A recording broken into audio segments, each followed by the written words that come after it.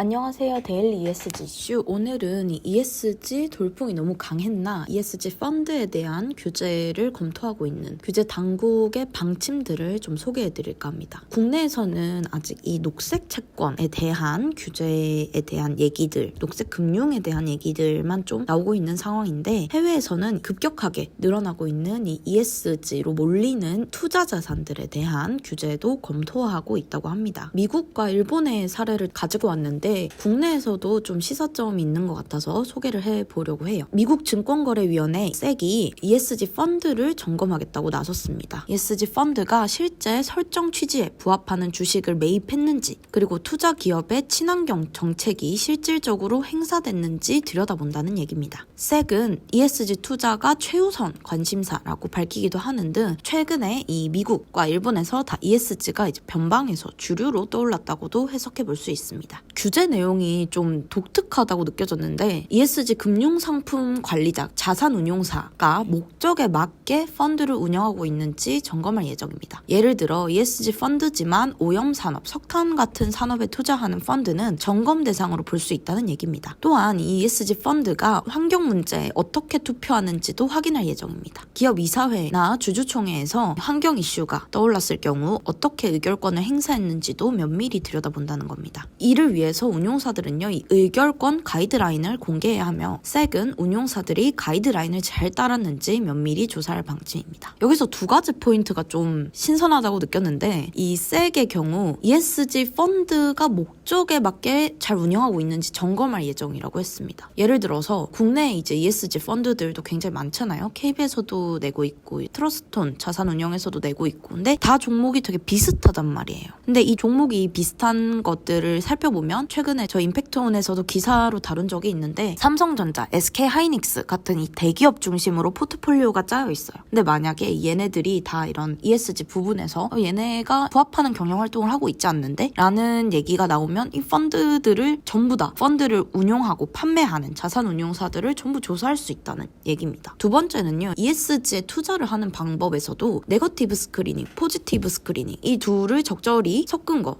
ESG 인티그레이션 등 여러 가지 투자 방법이 있는데, 그 중에서도 네거티브 스크리닝, 이거를 굉장히 주요하게 보겠다는 거예요. 오염 산업을 배제해라 라고 어떻게 보면 금융당국에서 직접 얘기를 하고 있다라는 점이죠. 이런 식으로 SEC이 좀 과격한 행보를 보일 수 있었던 까닭은, 바이든이 기후정책에 굉장히 우호적이고 기후위기 대응을 적극적으로 하기 위해서라고 좀 풀이 됩니다. 하여튼 이 SEC은 이렇게 얘기를 했는데, 기업에 벌금을 부과하진 않겠다, 대신 준법을 하지 않았으며 지시를 하거나 조사 결과를 토대로 정책은 만들 수 있다 라고 말했습니다. 지금 돈줄을 쥐고 있는 운용사들이 ESG 생태계에 되게 큰 영향을 미치기 때문에 이들을 제어하기 위해 점검에 나섰다고 풀이되는 부분입니다. 더불어 기후변화에 따른 위험도를 상장기업 경영평가에 반영하도록 관련 정보 공시를 의무화한다는 방안도 검토되고 있습니다. 최근에 블룸버그 사장이 바이든에게 보낸 서한을 읽어보면 TCFD를 세계적인 글로벌 스탠다드로 채택해라, 미국도 이걸 채택해야 한다라고 말을 했는데, 이런 부분에서 이제 아마 TCFD가 좀 강력하게 고려가 되지 않을까라고 예측해 볼 수 있는 대목이에요. TCFD를 적용한다, 새로운 기후변화 정보 공시를 한다라는 의미가 상장기업이 기후 관련 어떤 리스크를 가지고 있는지, 그리고 관련 의무를 준수하고 있는지 투명하게 공개하고, 투자자가 투자 결정을 내릴 때 관련 정보를 충분히 인지할 수 있도록 하는 내용이 포함될 것으로 보입니다. 지난주부터 이 공기업들의 기후변화 공시 검토를 시작했다고 알려졌습니다. 근데 이 SEC의 규제는 이번이 처음은 아니에요. 2019년에도 ESG 금융상품에 속한 기업들이 환경적, 사회적 책임을 다하는지, 그리고 최고, 최악의 실적은 어떻게 되는지 점검한 바 있습니다. 이번 발표는 좀 더 체계적인 방법으로 점검하겠다는 얘기인데, 방향이 좀 달라졌다고 해야 되겠죠. 이 트럼프 행정부에서도 ESG에 대한 규제를 하려고 했는데, 이 규제는 과연 ESG가 올바른 방향으로 가고 있나? ESG를 추구하는 게 맞나? 라는 아주 근본적인 ESG의 당위에 있어서 부정적인 시각에서 규제를 적용했다면 이제 ESG는 명확한 방향이고 ESG를 좀 더 활성화시키고 좀 더 이 기후위기 대응이나 이런 사회적 문제에 대응하는 쪽으로 끌고 가기 위한 ESG 규제를 했다는 점에서 방향이 다르다고 볼 수 있겠죠. 또한 이 정치권의 관심도 세계 감독을 촉진했습니다. 제가 아까 얘기 드렸듯이 아주 적극적인 규제예요. 이 세계 규제가. 이 적극적 규제를 할 수 있었던 배경에는 이 민주당이 지금 공적 연기금 등에 ESG를 적용해야 한다고 주장하고 있기 때문으로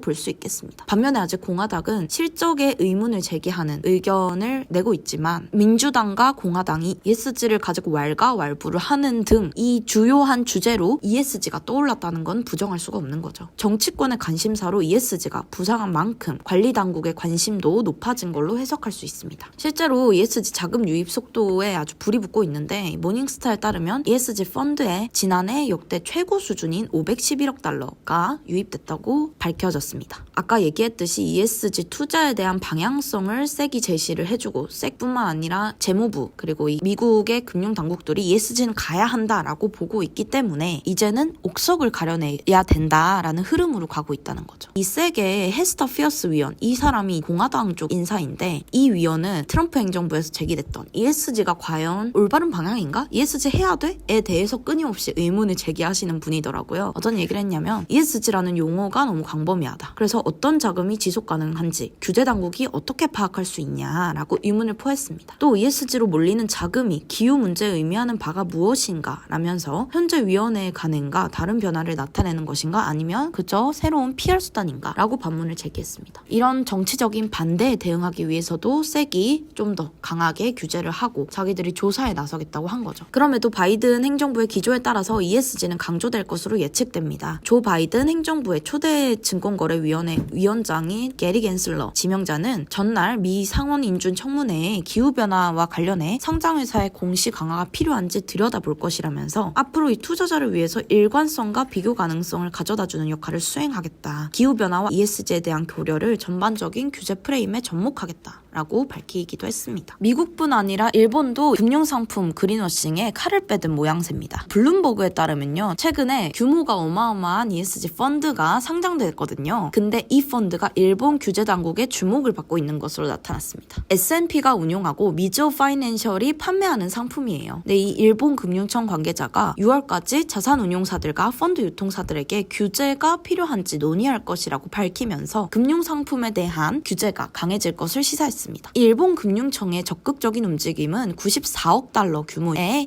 이 글로벌 ESG 하이 퀄리티 성장 주식 펀드로 촉발된 것으로 보입니다. 이유가 뭐냐면요. 아시아에서 가장 큰 펀드 규모인데 펀드 판매에서 충분한 설명이 없었다는 겁니다. 왜 우리 국내에서도 이 라임 펀드 판매할 때 설명이 없었잖아요. 그래서 내 돈을 잃을지 몰랐는데 투자하고 보니까 원금 손실 마이너스 200% 손실률 찍혔던 그런 사건으로 ESG 펀드가 판매되고 있어서 일본 금융청이 감독에 나섰다는 얘기입니다. 근데 이 문제는 정말 좀 심각하게 될 수도 있어요. ESG 펀드라는 상품을 판매한다는 것에는 문제가 없지만 상품 판매 설명을 해주지 않는 것은 이 고객을 기만한 행위로 국내에서도 적발되면 센 수위로 처벌받거든요. 이뿐만 아닙니다. 이 우후죽순으로 펀드명에 ESG를 넣는 그린워싱도 일어나고 있는 것으로 알려졌습니다. 왜냐하면 최근에 이 아시아 내에서 유통되는 ESG 펀드 중에서 80%가 일본에서 거래되고 있거든요. 그러니까 아무 펀드를 갖다가 요즘 ESG가 뜨네 이러면서 펀드명에 ESG를 다 집어넣는 거예요. 근데 국내에서도 비슷한 이 정도의 사이즈는 아니지만 비슷한 일은 일어나고 있습니다. 한국경제와 한겨레에서 나온 기사들을 보면 펀드를 구성하는 벤치마크 지수 등이 ESG 지수를 따르지 않았다거나 중복 종목이 많은 거죠. ESG 펀드라고 해서 차별성을 두지 않는 건데 근데 이 지적은 사실 좀 나간 부분이 있습니다. 왜냐하면 ESG 펀드를 구성하는 게 꼭 뭐 벤치마크들이 한국거래에서 낸 ESG 지수를 따르진 않아도 되는 거거든요. 그런데 이 벤치마크 지수를 따르지 않았다라고 지적하는 거는 좀 나갔다고 보지만 국내 ESG 펀드의 문제점을 일부 지적해주긴 했습니다. 비슷한 종목들로 구성돼 있고 이 회사들이 ESG 관리를 잘 하고 있는지에 대한 실증적인 분석도 좀 모자란다는 거죠. 여하튼 이 블룸버그는 그래서 최근 글로벌 규제 당국들은 자체적으로 ESG로 펀드명을 붙이면서 투자자들을 유혹하고 있다 라면서 이 투명하지 못한 금융상품 설명은 ESG 투자 확대에 오히려 타격을 줄 수 있다고 지적했습니다. 유럽 규제 당국은요, ESG 등급을 감시할 것을 요구하고 있고 미국은 이 펀드 명칭 규정을 재검토하고 있기도 해요. 알고 보니 일본 뮤추얼 펀드 중 ESG를 우후죽순으로 넣은 펀드들이 6월 이후 26% 증가하는 등 우후죽순 나타나고 있다는 것도 밝혀졌습니다. 이게 좀 재밌어요. 이 미국에서 명칭 규제를 한다고 했잖아요. 어떤 얘기냐면 해당 자산의 80% 이상이 관련 단어와 연관이 있어야 특정 단어를 펀드에 붙일 수 있다는 거예요.